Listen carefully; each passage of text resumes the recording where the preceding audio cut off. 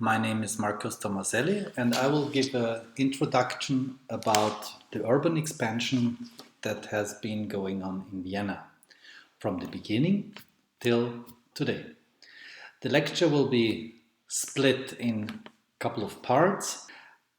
I will start with the history of Vienna. The history of Vienna is quite old, it's about 2000 years, and it was founded by the Romans, not as a city, but as a military camp.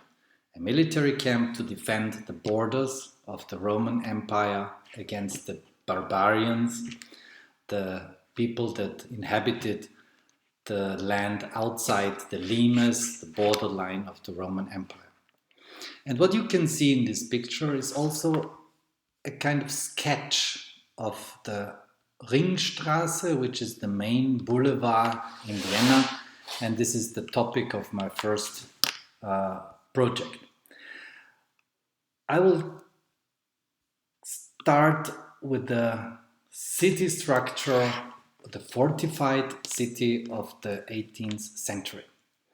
This shows very clearly a kernel, a medieval kernel of the city, some side arms of the Danube River, a fortification, an empty space, a huge part of the city that has not been built up to defend the enemies attacking the fortification. An outer ring of villages and villas and farmlands, but also first kind of manufacturing inside a second fortification, the limes. So what happened with this empty land? It has been built up. The city grew, especially in the 19th century when the industrialization happened in Europe. And what you can see here is the beginning of the construction along this boulevard, this ring, in 1867 till 1910, when it more or less has been finished.